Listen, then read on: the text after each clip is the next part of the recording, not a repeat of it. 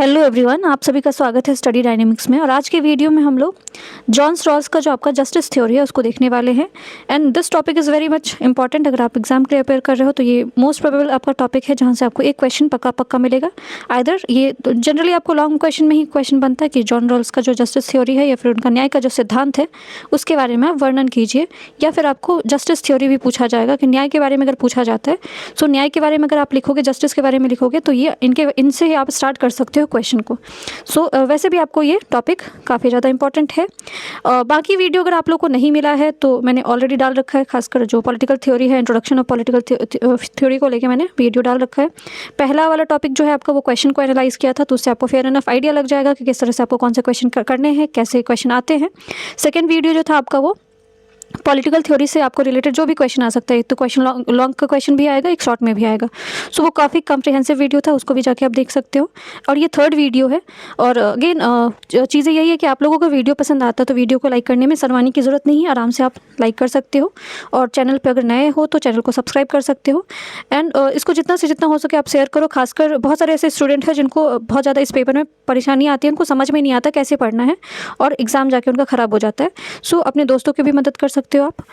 और हाँ, अगर आपको लगता है कि कुछ और एक्स्ट्रा आपको चाहिए या फिर आपको इससे रिलेटेड आपको और कुछ फैक्ट्स चाहिए या फिर आपको कोई और टॉपिक पे कोई वीडियो चाहिए तो आप कमेंट सेक्शन में मुझे बताना कि नेक्स्ट वीडियो आपको किस चीज़ पे चाहिए, ठीक है। सो आज देखते हैं जॉन रॉल्स के बारे में। सबसे पहले जॉन रॉल्स का अगर देखा जाए तो इनका जो थ्योरी है आपका, इनका जो सिद्धांत है वो किस चीज़ के इर्द गिर्द घूमता है, तो जस्टिस के बारे में, न्याय के बारे में बात करती हैं। सो इंट्रोडक्शन जब एग्जाम में आप लिखोगे तो यहीं से स्टार्ट करोगे। जॉन रॉल्स का अगर देखा जाए तो ये प्रमुख आपको 20वीं शताब्दी के दार्शनिक माने जाते हैं, फिलोसफर माने जाते हैं, जिनका अगर आइडिया देखा जाए तो उदारवादी और जो आपको समानतावादी है, ठीक है, दोनों का मिश्रण मिलता है इनके। जो बात है इनका, अगर आप विचारधारा देखोगे तो उदारवादी जो आपको लिबरल थॉट्स है, इसके अलावा अगर देखा जाए आपको इगैलिटेरियन, दोनों दृष्टिकोण आपको इनका मिश्रण मिलता है। और इनका जो है जो न्याय को लेके पॉइंट ऑफ व्यू है, इसको किस तरह से देखा जाता है, तो वितरणात्मक न्याय के तरह से इसको देखा जाता है। अब ये किन से प्रभावित हुए थे ये भी आपको एग्जाम में लिख के आना है, ठीक है। सो इमैनुअल कैंट और जॉन स्टुअर्ट मिल है जिनके विचारों से ये प्रभावित होकर रॉल्स ने आपको निष्पक्ष सुनिश्चित करने के लिए अज्ञान का जो अवारण है, ठीक है, इसका प्रस्ताव दिया था। उनका न्याय का सिद्धांत समान बुनियाद अधिकारों पर अवसर की समानता, अंतर सिद्धांत पर जोर देता है। सामाजिक आर्थिक असमानताओं की अनुमति तभी देता है जब वो समाज के सबसे कम लाभान्वित सदस्यों को लाभ पहुंचाना होता है। अब इसको ना एकदम सिंपल लैंग्वेज में समझाती हूँ, आप उसके बाद जो है कॉम्प्रिहेंसिव तरीके से भी चीज़ों को देखेंगे, क्योंकि बहुत सारे ना आप इसमें जो वर्ड्स ऐसे पूछे जाते हैं, आपको भाषा इतना कठिन कर दिया जाता है कि आपको चीज़ें समझ में नहीं आता है, और बहुत बार आपको चीज़ें समझ में नहीं आता तो आप लिख भी नहीं पाते हो। सो एकदम बेसिक से चीज़ों को समझना है। जॉन रॉल्स के बारे में जब बोला जाता है तो ये इन्होंने पहले एकदम बेसिक समझो कि पहले इन्होंने बोला कि वेल्स ऑफ इग्नोरेंस होना चाहिए। मतलब आप एक पर्दा डालो, ठीक है, उस पर्दे के पीछे जहाँ पे जितने भी सोसाइटी में जो भी लोग हैं उनको आप एक टाइम के लिए क्लासलेस बना दो, कास्टलेस बना दो, कोई जेंडर नहीं, कोई डिस्क्रिमिनेशन, ठीक है। हर इंसान एक इंसान के जैसे उसको ट्रीट करना, उसके धर्म के आधार पे आप उसको नहीं देखो, या फिर उसके जाति के आधार पे मत देखो, उसके वर्ग के आधार पर मत देखो। तो जब इंसान को इंसान के जैसे आप देखोगे तो समाज आपका क्या हो जाएगा, एक तरह से पूरा इक्वल हो जाएगा, पूरा समान हो जाएगा, ठीक है।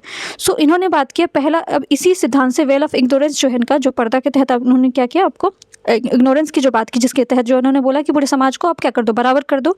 जब आपने पूरे समाज को बराबर कर दिया और समान दृष्टिकोण से देखना शुरू किया, उसके बाद उन्होंने नेक्स्ट बात की कि इसके अंदर दो और चीज़ें निकल के आती। पहला चीज़ कि जब अगर समाज समान हो गया आपको, ठीक है, यहाँ पे कोई धार्मिक नीति नहीं है आपका, या फिर कोई आप किसी तरह से लोगों के बीच में जो है वो धर्म के बेसिस पे लोगों को डिवाइड नहीं कर रहे हो, या फिर आप जाति को आधार नहीं बना रहे हो, या फिर आप वर्गीकरण नहीं कर रहे हो, तो अब सोसाइटी जब इक्वल हो गया तो इसका मतलब सबको आप क्या दो, लिबर्टी दो, ठीक है। सबको आप समान जो है आपको स्वतंत्रता दो, सबको आज़ादी दो। अब आज़ादी इन टर्म्स ऑफ लिबर्टी अगर पूछा है तो लिबर्टी किसके मामले में देना चाहिए, सो लिबर्टी आप उनको बोलने के लिए दो, ठीक है, उनको अपने राय विचार रखने के लिए दो, उनको जिस तरह से अपना जो है वो लाइवलीहुड अर्न करना है, जैसे जो है ना है, उन सारी चीज़ों में उनको क्या दो, आप समान जो है वो अवसर दो।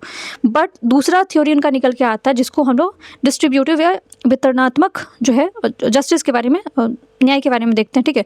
उसके तहत ये होता है कि अब सोसाइटी को तो आपने समान बना दिया, सबको इक्वल जो है लिबर्टी भी दे दिया, बट कुछ ऐसे है आपको, ठीक है, कुछ ऐसे वर्ग हैं, कुछ ऐसे सोसाइटी में लोग हैं जो कि आपको काफ़ी डिसएडवांटेज ग्रुप पे लाई करते हैं, जिनको आप देखोगे तो सोसाइटी में अगर आप देखोगे तो खासकर महिलाओं का कंडीशन देख लो तो वो बहुत पीछे चल, कुछ सेक्टर में देखोगे चल रहे हैं। ट्राइबल सोसाइटी आप देख लो, वहाँ पर भी आपको ट्राइब्स जो खासकर हैं भारत के दृष्टिकोण से बता रही है, तो वहाँ पर भी जो है वो आपको काफ़ी पिछड़े वर्ग भी हैं, ठीक है। तो वो जो पिछड़े वर्ग है उनको अगर आपको समान दृष्टिकोण से लाना, उनको आगे लेके आना है, तो कहीं ना कहीं अब यहाँ पे असमानता आपको लाना पड़ेगा। सो असमानता लाने की, इनइक्वालिटी लाने की बात वो करते हैं, बट कब करते हैं, जब सोसाइटी में आपको क्या करना है, सबको बराबर करना है। अब अगर मान लो कि एग्जाम्पल दे रही हूँ, उदाहरण दे रही हूँ, उदाहरण से समझने की कोशिश करो। अब एक क्लास का बच्चा है, क्लास 12th का बच्चा है, या क्लास 6 का बच्चा है, ठीक है। सो अब दोनों में अगर देखोगे तो दोनों का IQ लेवल में ज़मीन आसमान का फ़र्क है, ठीक है। बट अगर दोनों का एग्जाम का पैटर्न मैं सेम ही रख देती हूँ, मैं बोलती हूँ कि क्लास 12th का बच्चा भी वही क्वेश्चन सॉल्व करेगा, क्लास 6 का बच्चा भी वही क्वेश्चन सॉल्व करेगा, so this is merely impossible. वो बच्चा आपको फेल हो जाएगा, क्लास 6 वाला 12th वाले के पास एडवांटेज रहेगा क्योंकि उसके पास नॉलेज है, वो उतना उसने पढ़ रखा है, तो वो तो पास कर जाएगा, बट क्लास 6 वाला फेल कर जाएगा। सो ऐसे सिचुएशन में जहाँ पे क्लास 6 और 12th को लिया गया है, वहाँ पे अगर जॉन रॉल्स होते हैं तो वो बोलेंगे कि पहले आप क्या करो, जो 6th वाला है उसको भी उतना ही प्रिपेयर करो जितना 12th वाला प्रिपेयर है, तब आप दोनों के लिए क्या करोगे, सेम जो है नियम्स लेके आओगे, ठीक है। सो इस तरह का आपका ये आपका एग्जाम्पल था। अब मुझे लगता है कि चीज़ें आपको थोड़ा समझ में आ गया होगा। अब देखते हैं आपका जो कॉम्प्रिहेंसिव तरीके से है, ठीक है। सो रॉल्स का जो वितरणात्मक न्याय है, या Rawls theory of distributive justice क्या है, theory of justice as a fairness. John Rawls जिनका वर्क है, ठीक है, इनका बुक का नाम क्या है, a theory of justice propose the concept of justice as a fairness which combines liberal and egalitarian principle. So already मैंने आपको इंट्रोडक्शन में बताया था, जहाँ पे बात किया था हमने कि लिबरल भी होना चाहिए, उदारवाद भी होना चाहिए, और इगैलिटेरियन मतलब समान दृष्टिकोण से आपका उनका जो सिद्धांत होता है। He argue just society is one of where institution are arrange to benefit the least advantage member. This approach ensure that individual liberties are protected while promoting social and economic equality, ठीक है। सो हम equality की बात करें, समानता की बात करें, बट कभी कभी हमको असमानता को भी प्रमोट करना पड़ेगा। बस उसको कौन से केस में करेंगे, जब आपका एक ऐसा वर्ग है, या आपको ऐसा जाति है, या फिर आपको ऐसा धर्म है जो कि बहुत पिछड़ा है, जिसके पास रिसोर्सेज की कमी है, जिसके पास संसाधन की कमी है, तो उसको आप आगे लाने के लिए क्या करोगे, जो है असमानता को लाओगे समाज में, ठीक है, इनइक्वालिटीज़ लाओगे, बट वही तभी लाओगे जब उनको इक्वल करना होगा, ठीक है, ऐसे नहीं लेके आ सकते हो आप। Original position and veil of ignorance. Veil of ignorance मैंने बताया, वापस से बता रही। Rawls introduce the idea of original position, a hypothetical scenario where individual chooses principle of justice without knowing their place in society. The veil of ignorance ensure impartiality as a decision are made without a bias towards own circumstances. It reflects the liberal idea of equality before the law and egalitarian aim of fairness of distribution, ठीक है। So well of ignorance मतलब पर्दा आप लगाया, आपने सबको क्या बोल दिया कि सोसाइटी में हर इंसान जो है उसका ना तो कोई जाति है, ना ही धर्म है, सारे लोग इक्वल है। अब यहाँ पे आप बिल्कुल कोई भेदभाव नहीं करने वाले हो, सब क्या हो गए, इक्वल हो गए। और इक्वालिटी बिफोर द लॉ मतलब अगर मान लो कोई बहुत पैसा वाला है तब भी उसके लिए भी वही कानून है, और अगर कम पैसा वाला है तो उसके लिए भी वही सेम कानून है। अगर कोई मर्डर करता है तो अगर कोई बहुत ज़्यादा पैसा वाला है तो उसके लिए भी मौत की ही सज़ा होगी, और अगर कोई गरीब है जो कि भिखारी है, अगर वो भी मर्डर करता है तो उसके लिए भी मौत का ही सज़ा होगा, ठीक है। सो ये इस तरह की चीज़ें के बारे में बात कौन कर रहा है, जॉन रॉल्स कर रहे हैं, ठीक है। नेक्स्ट है टू प्रिंसिपल ऑफ जस्टिस। तो इनका दो सिद्धांत था जस्टिस को लेके। रॉल्स आर्टिकुलेट टू प्रिंसिपल, तो ये पहले इंग्लिश में है, हिंदी में भी आपको चीज़ है, तो पेशेंस के साथ देखिए, आगे भी आपको मिलेगा, ठीक है। So Rawls articulated two principles, first equal basic of liberty all aligning the liberal values, second known as the difference principle permit social and economic equality, ठीक है। सो पहले में तो आप लिबर्टी बोल रहे हो कि सबको बराबर मिलना चाहिए, बट दूसरे सिद्धांत में आप क्या बोल रहे हो कि आपको असमानता लेके आना है समाज में, लेकिन असमानता कैसे लेके आना है, किसके लिए लेके आना है, जो लिस्ट एडवांटेज है, जो कि आपको सबसे ज़्यादा पिछड़े हैं, उनको वेलफेयर देना है, ठीक है। सो ये आपको बात की गई है। तो यही दो प्रिंसिपल थे इनके। प्रायोरिटी किसको देना है आपको, लिबर्टी के टर्म में, ठीक है। So Rawls emphasis on the basic liberty should not be compromised for economic gains. तो आप बस अपने आर्थिक जो है गेन्स के लिए, आर्थिक आपको जो आर्थिक चीज़ों को उपलब्धि के लिए आप दूसरे का जो है लिबर्टी आप नहीं कर सकते हो, क्या नहीं कर सकते हो, उसको कॉम्प्रोमाइज़ नहीं कर सकते हो। This reflect the liberal commitment individual rights and freedom.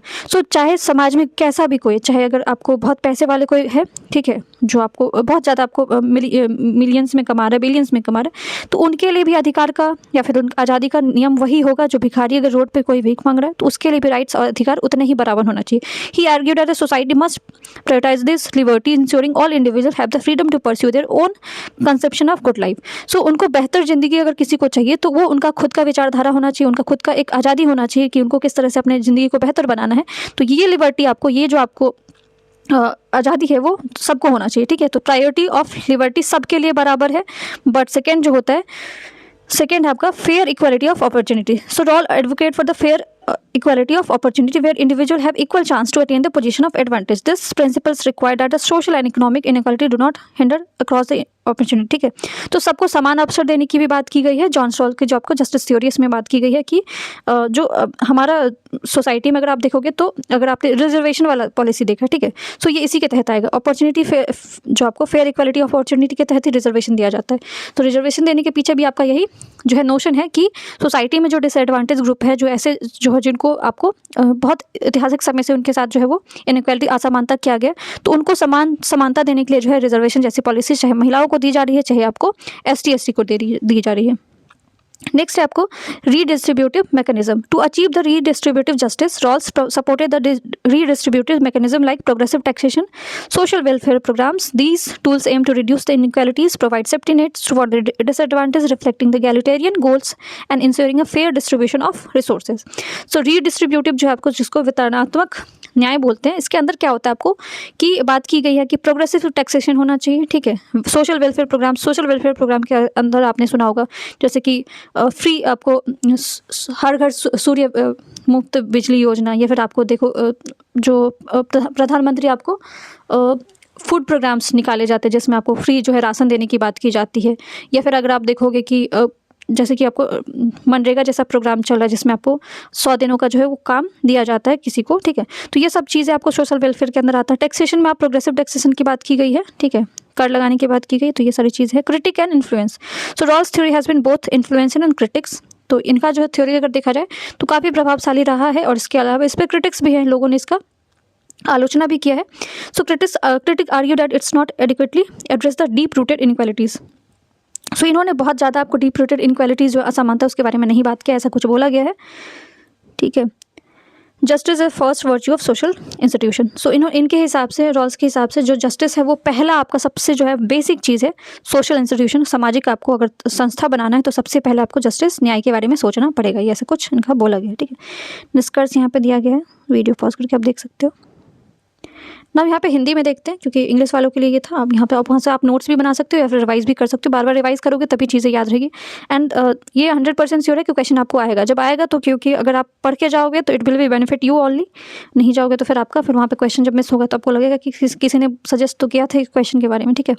John Rawls के न्याय के 2 सिद्धांत क्या हैं, ठीक है। समानता का सिद्धांत, रॉल्स ने 2 सिद्धांत में पहला सिद्धांत कहते हैं कि प्रत्येक नागरिक को समान मूलभूत स्वतंत्र की व्यवस्था का समान दावा है जो अन्य नागरिक के अधिकार के संगत में भी होना चाहिए, ठीक है। सो पहला यही आपको बेसिक फंडामेंटल्स क्या है कि सबको क्या आना चाहिए, आपको समान व्यवस्था होना चाहिए, स्वतंत्रता सबको मिलनी चाहिए, ठीक है, चाहे वो गरीब है चाहे अमीर है, ठीक है। तो ये पहली आपका बुनियादी रिक्वायरमेंट है। रॉल्स ने बुनियादी नागरिक और राजनीतिक अधिकारों के लिए विस्तृत सूची दी है जिसमें उन्होंने अंतर, आत्मा, अभिव्यक्ति और संगठन की स्वतंत्रता, बुनियादी आय का अधिकार और मताधिकार का प्रयोग करने का अधिकार शामिल है, ठीक है। तो जो पहला उन्होंने लिबर्टी को लेके बात किया है या फिर उन्होंने स्वतंत्रता को लेके बात किया, जिसमें उन्होंने बोला कि जितने भी सिटीजन्स हैं, जितने भी आपको नागरिक हैं, उनको अधिकार होना चाहिए कि वो उनको किसको चुनना है, ठीक है। इवन अगर आप आज के प्रेजेंट डे में देखा जाए तो इलेक्ट किसको करना, आपको किनको वोट करना है, ये आपका बेसिक राइट में आता है, ये आपका बुनियादी जो है वो अधिकार है। तो इसमें भी जॉन रॉल्स बोलते हैं इवन जो है आपको बोलने की आज़ादी होनी चाहिए। ये सब आपको पहला पॉइंट है। दूसरा है अंतर सिद्धांत। पहला तो आपने देख लिया कौन सा सिद्धांत था, समानता का सिद्धांत, जिसमें सबको समान माना गया है, चाहे जो भी आप जहाँ से भी बिलोंग करें, जहाँ से हो, जिस धर्म से हो, जिस आप जाति से हो, जहाँ से जिस भी समुदाय से हो, आपके पास अधिकार है कि आप अपना जो है वो मत का जो है अधिकार यूज़ कर सकते हो। बट दूसरे में अंतर सिद्धांत दिया गया। तो अंतर सिद्धांत के अंदर क्या तहत क्या है, अंतर सिद्धांत के अंदर जो है सिद्धांतों में दूसरा सिद्धांत है सामाजिक और आर्थिक संस्थाओं की अंतर्हित असमानताओं से संबंधित। तो एक तरफ समानता, दूसरा तरफ असमानताओं का बात किया गया। लेकिन असमानता कहाँ पे बात किया गया, सामाजिक और आर्थिक संस्थाओं को लेके। रॉल्स का मानना है कि नैतिक रूप से आपको न्याय संगत होने के लिए आपको इन संस्थाओं को 2 शर्तों पे पूरा करना होगा। पहला क्या है, आपको सार्वजनिक पद और रोजगार के पद के लिए प्रतिस्पर्धा अवसरों में निष्पक्ष समानता की गारंटी देनी होगी। तो जब आप देखोगे आज भी अगर किसी को क्या करना, आपको किसी अगर आपको बेस्ट एग्जांपल आप देख सकते हो, जैसे आपने एग्ज़ाम दिया होगा, ठीक है, फिर आप एग्ज़ाम देके यहाँ पे एंट्रेंस देके क्या क्या होगा, आपका सिलेक्शन हुआ होगा, ठीक है। अभी भी अगर आप देखोगे तो रेगुलर कोर्सेज में जो बच्चे ज्वाइन करते हैं या फिर आपको नॉन रेगुलर में ज्वाइन करते हैं तो उनको एक प्रॉपर एंट्रेंस एग्जाम देना पड़ता है। तो एक प्रतिस्पर्धा करवाया जाता है, कॉम्पिटिशन करवाया जाता है। और फिर उस कॉम्पिटिशन के बाद, अब कॉम्पिटिशन में चाहे आप किसी भी वर्ग से हो, कोई किसी भी जाति से हो, कहीं से भी आप किसी भी धर्म से आ रहे हो, बट एंट्रेंस तो सबको देना पड़ रहा है।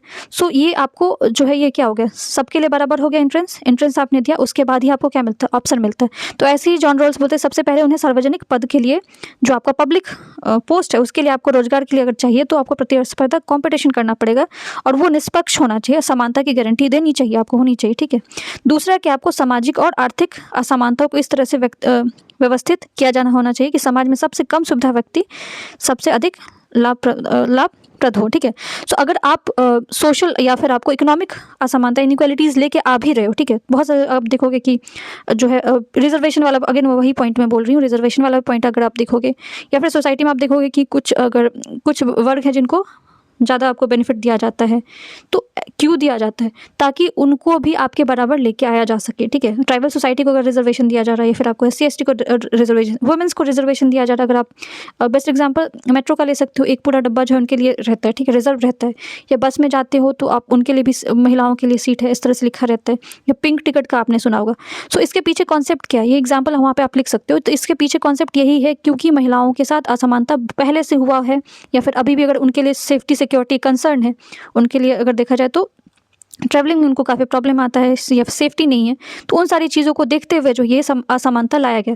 तो असमानता लाने के पीछे क्या है, मकसद होना चाहिए आपका कि उनको आप समान करने की कोशिश करो। ऐसा नहीं होना चाहिए कि उनको बेनिफिट इतना ज़्यादा कर दो कि आपको एक जो है पूरा का पूरा जो है वो फिर से आपको इनइक्वालिटीज़ में चला जाए, ठीक है। सो दिस इज़ न्याय के 2 सिद्धांत का क्या महत्व है। अब यहाँ पे पूछा जा सकता है इनके जो 2 सिद्धांत हैं जॉन रॉल्स के न्याय के सिद्धांत के, उसके क्या महत्व है। सबसे पहले जो न्याय के बारे में रॉल्स ने 2 सिद्धांतों का जो राजनीतिक महत्व उनके द्वारा विभिन्न घटकों के लिए महत्व उत्पन्न होता है। सो खासकर आप पॉलिटिकल पर्सपेक्टिव से देखोगे तो ये काफ़ी इंपॉर्टेंट है, ठीक है।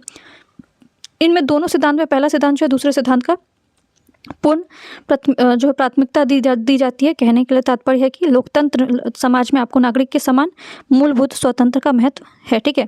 सो पहला सिद्धांत अगर आपने देखा कि प्रायोरिटी तो लिबर्टीज़ जो बात किया गया, सबको आपको स्वतंत्रता मिलना चाहिए, तो इस चीज़ के बारे में तो आज भी बात किया जाता है। जो लोकतांत्रिक देश है आपका, खासकर डेमोक्रेटिक कंट्री है, वहाँ पर लिबर्टीज़ को लेकर काफ़ी ज़्यादा आपको जो है वो आवाज़ उठाई जाती है। भारत में अगर देखा जाए तो अगर एग्जाम्पल अगर देखोगे तो जहाँ पे भी आपको लगता है कि स्वतंत्रता का अवहेलना हो रहा है या फिर अब लोगों को नहीं मिल रही है, तो वहाँ पे आवाज़ उठना शुरू हो जाता है इन फॉर्म ऑफ प्रोटेस्ट।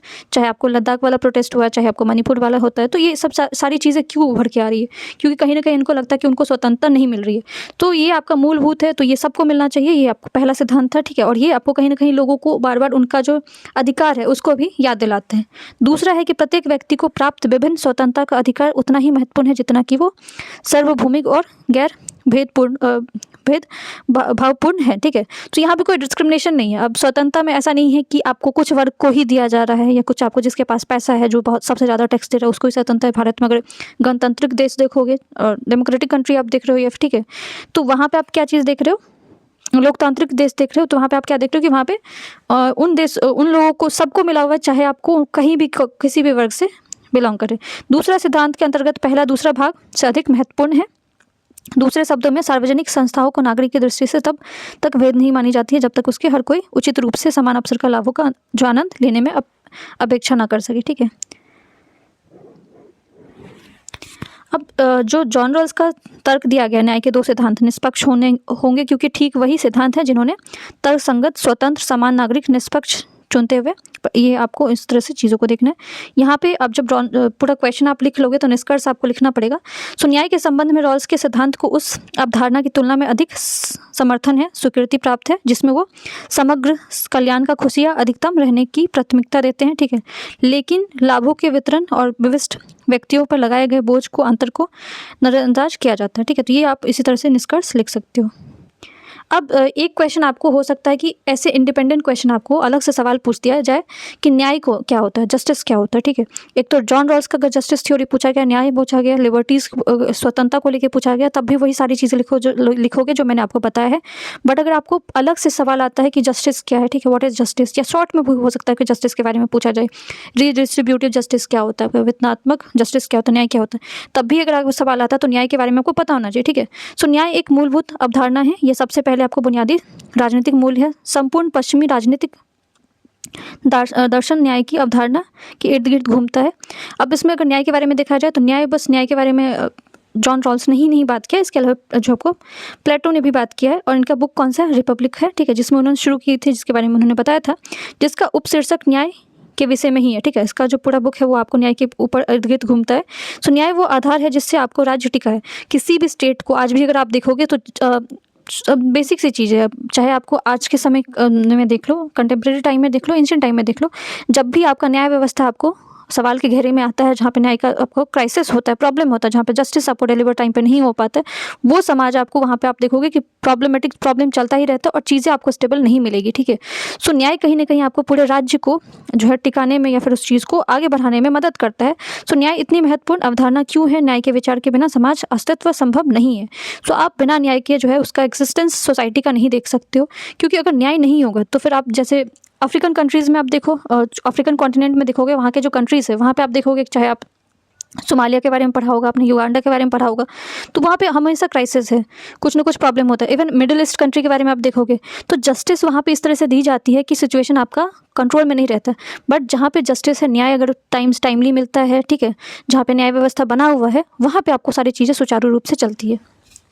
तो इसीलिए जो है जॉन रॉल्स ने लिखा है, और जॉन रॉल्स का ये लाइन भी आप लिख के आ सकते हो, न्याय सामाजिक संस्थाओं का सर्वोपरि गुण है, ठीक उसी प्रकार सत्य किसी भी विचार प्रणाली का सर्वोपरि गुण होता है, ठीक है। तो जिस तरह आपको सत्य जो है किसी भी विचार का, अगर आपका थॉट है, अगर आप सच को, ट्रुथ को अपना जो है वो एलिमेंट्स मानते हो, फंडामेंटल्स मानते हो, तो आप सोसाइटी में आगे बढ़ सकते हो। वैसे ही अगर किसी भी समाज को, समाज का सबसे बड़ा इंस्टीट्यूशन है, ठीक, समाज आपका इंस्टीट्यूशन है, उसमें सबसे बड़ा आपका कोई रोल अगर प्ले करता है तो वो आपका न्याय है, ठीक है। ये जॉन रॉल्स बोलते हैं। न्याय के प्रकार आप लिख के आओगे, ठीक है। सो न्याय जो आपको सिद्धांत राजनीतिक सीमाओं को ले, ठीक है, न्याय की अवधारणा न्याय के सिद्धांतों को राजनीतिक और कानूनी सीमाओं पर परे से ले जाती है, और ये किसी भी प्रकार से व्यक्तियों और समुदायों के लिए समान सामाजिक व्यवहार और अवसरों की वकालत करता है, ठीक है। सो न्याय का अगर देखोगे, अब जस्टिस देखोगे तो जस्टिस हमेशा आपको जो सोसाइटी का बिहेवियर है या फिर आपको इक्वल अपॉर्चुनिटी का बात करता है। स्पष्ट शब्दों में कहे तो ये आपको सुझाव देती है कि किस लोगों को उनके विभिन्न परिस्थितियों के बावजूद धन, व्यवस्था, स्वास्थ्य, कल्याण, न्याय और विशेष अधिकार अवसर समान पहुंचाया जा सकता है। तो यहाँ पे अलग अलग टाइप्स है। तो पहला मैंने आपको बता दिया, पहला है सामाजिक न्याय, जिसमें आपको समाज से जुड़ा हुआ जैसे कानून व्यवस्था हो गया, लोगों को किस तरह से धन देना है, स्वास्थ्य के बारे में, कल्याण कैसे, आपको सोसाइटी वेलफेयर कैसे करना है, हेल्थ को कैसे देखना है, और विशेष अधिकार जो आपको स्पेशल राइट्स के बारे में देखते होगे। बहुत सारे स्टेट आपको ये आपको सामाजिक के अंदर ही आएगा। बहुत सारे स्टेट अगर आप देखोगे तो स्पेशल दर्जा के बारे में बात करते हैं, उनको स्पेशल स्टेटस चाहिए, ठीक है। सो क्यों चाहिए? क्योंकि वो आपको स्टेट पिछड़ा हो सकता है, आपको चाहे एजुकेशन के मामले में हो, चाहे स्वास्थ्य के मामले में हो, ठीक है। तो उनको इस तरह की चीज़ें डिमांड करते हैं। नेक्स्ट है आपको राजनीतिक न्याय। राजनीतिक न्याय से आपका तात्पर्य है राजनीतिक में सत्ता का बंटवारा, उद्देश्य या न्यायिक प्रक्रिया का उपयोग से। उदाहरण सार्वभौमिक जो है मताधिकार, पृथक निर्वाचक मंडल, आरक्षण नीति आदि राजनीतिक न्याय से संबंधित है। सो राजनीतिक न्याय आपको तात्पर्य है राजनीतिक सत्ता, मतलब डिवीजन ऑफ पावर, आपने बार बार सुनना होगा। डिवीजन ऑफ पावर जो होता है, पावर को बांटना है, सत्ता को बांटना है, सत्ता का जो बंटवारा है, ठीक है, वो राजनीतिक न्याय के अंदर ही आएगा। और इसका एग्जाम्पल अगर उदाहरण लिखना है तो आपको मताधिकार, जो आपका लीडर चूज़ करने का, जो आपका इलेक्शन राइट टू, जो आप चूज़ करते हो, अपना लीडर चूज़ करते हो, इलेक्शन जो करते हो, वो आपका इसी के अंदर आएगा। पृथक निर्वाचक मंडल, जो सेपरेट इलेक्टोरेट के बारे में बात करते हैं, वो हो सकता है। रिजर्वेशन जो है ये भी आपको राजनीतिक न्याय के अंदर ही कवर किया जाता है। थर्ड है आपका आर्थिक न्याय।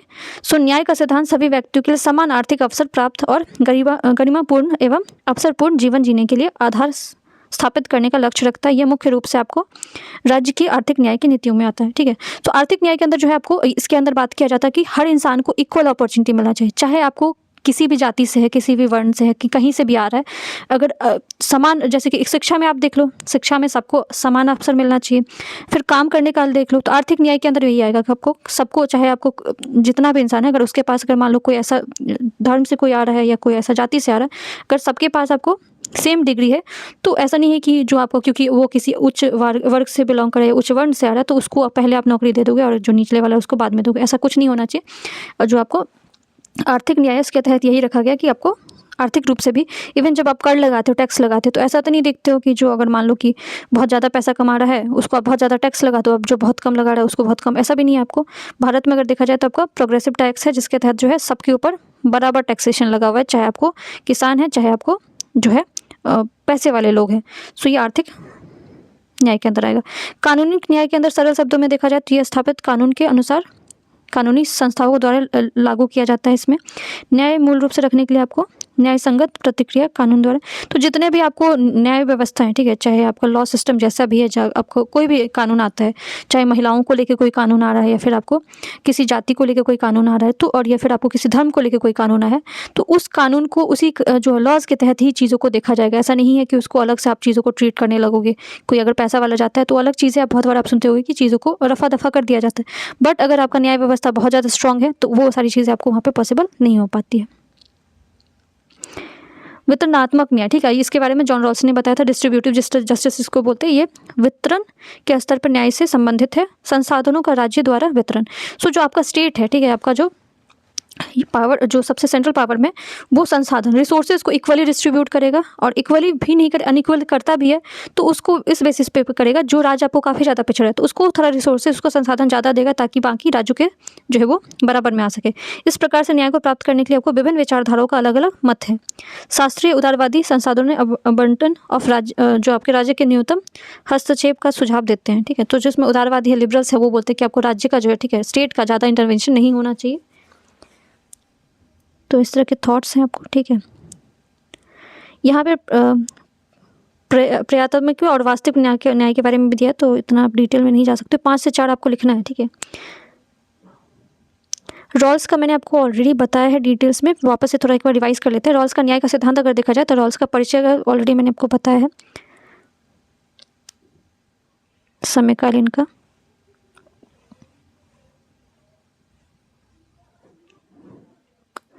हाँ, ये बुक्स उनके बारे में लिख सकते हो, उनकी प्रमुख कृतियाँ कौन कौन से बुक उन्होंने लिखा है।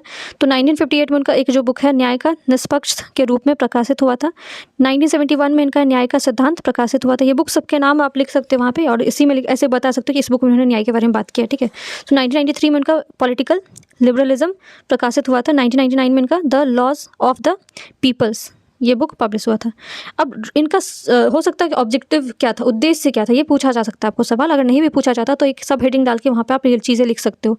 सो रॉल्स का उद्देश्य क्या था? सामाजिक अशांति के मद्देनज़र उनका मानना था कि न्याय के लिए नए सिद्धांत की आवश्यकता है, जिन पर जो अमेरिकी समाज आधारित हो सके, ठीक है। ऐसे सिद्धांत जिन पर सभी सहमत हो सके और जिन पर जो आपको सर्वसम्मानित बन सके। तो ये जो बार बार न्याय के बारे में आप पढ़ रहे हो, तो जो समाज में अशांति है उसको ख़त्म करने की बात की उन्होंने। इसके अलावा उन्होंने बात की कि सिद्धांत जो है आपको उससे सारे लोग सहमत हो सके, जिन पे आपको सबकी सहमति हो, और जिनसे आपको सबको सम्मानजनक जो है आपको एक जो रिस्पेक्टफुल पोजीशन है उनको सोसाइटी में मिले। अब प्लेटो की तरह ही रॉल्स का मानना था कि न्याय के सर्वोच्च सिद्धांत है, उन्हें होना चाहिए ऐसे सिद्धांत जो सभी तर्कसंगत प्रतीत होते हैं। इस प्रकार रॉल्स का दृष्टिकोण था, ठीक है। सो अगर देखा जाए तो जैसे प्लेटो ने आपको न्याय को लेकर बात किया, वैसे इनका मानना था कि न्याय सबसे सर्वोच्च है, सबसे आपका जो सबसे प्राइमरी चीज़ है वो होना ही होना चाहिए। और तर्कसंगत के बारे में भी बात किया। ऐसा नहीं कि न्याय अगर लाते हो तो आप बिना मतलब विदाउट लॉजिक चीज़ों को नहीं लगा सकते हो, तर्कसंगत होना चाहिए। यहाँ पे आपको सार्वभौमिकवाद के बारे में बात किया गया और तर्कवादीवाद किया गया। जो रॉल्स का न्याय का सिद्धांत था उदारवाद के सिद्धांत पर आधारित प्रतीत होता है। उदारवाद पे भी है, जो लिबरल्स थॉट है उस पर भी है, जिन्होंने वे सबसे तर्कसंगत सिद्धांत के रूप में प्रस्तुत किया। इस प्रकार उनका उदारवादी विचारों का भी वर्चस्व प्रचार करने का आरोप लगाया गया, ठीक है। हालांकि रॉल्स के जो सिद्धांत है तर्कसंगत निष्पक्ष रहने का प्रयास किया है। अब विशेषताएं देख लेते हैं, इनका क्या क्या फीचर्स है, क्या क्या क्यों इंपॉर्टेंट है, क्या क्या इसमें जो चीज़ें हैं वो देख लेते हैं। सो जो रॉल्स के न्याय सिद्धांत से पहले अगर देखा जाए तो उदारवाद ने उपयोगितावादी न्याय सिद्धांत का भी प्रभुत्व रहा है। उपयोगितावादी सिद्धांत जो आपको अधिकतम लोग जो है खुशी के सिद्धांत पर आधारित होता है। इस सिद्धांत के कारण अतः ऐसी नीतियाँ का समर्थन हुआ है जिससे राष्ट्र का आय में वृद्धि होती है। लेकिन अगर देखा जाए, यहाँ पे लिखा गया आपको इसके बारे में, एक जस्ट वेट, उपयोगितावादी, ठीक है। सो यूटिलिटेरियन वाले चीज़ों के बारे में बात किया, जिसमें उसमें बात की जाती है कि मैक्सिमम इसमें इकोनॉमिक बेनिफिट के बारे में देखा जाता है। इसमें आपको रहता है कि अधिकतम जो खुशी, आपका जो हैप्पीनेस है वो कहीं ना कहीं आपके इकोनॉमिक एक्टिविटीज़ से रिलेटेड है। बट ये जो आपको वितरणात्मक डिस्ट्रीब्यूटिव जस्टिस जिसके बारे में जॉन रॉल्स ने बात की है, ये अनदेखी करती है किस चीज़ को, इकोनॉमिक जस्टिस को। इनका मानना है कि आपको जो बेसिक चीज़ें हैं, इंसान का जो सोशल, जो इंसान का जो स्टेटस है, इंसान का जो डिग्निटी है, इंसान का जो गरिमा है, उसको सबसे पहले रखना चाहिए, ठीक है। उनको उतना ही बराबरी मिलना चाहिए जो बाकी लोगों को भी मिल रहा है। रॉल्स का न्याय का सिद्धांत, उदारवाद की परंपराओं का यहाँ पे कुछ दिया हुआ, जिसको अब वीडियो पॉज करके आराम से देखते हो। इतना डिटेल भी नहीं जाना है आप लोगों को।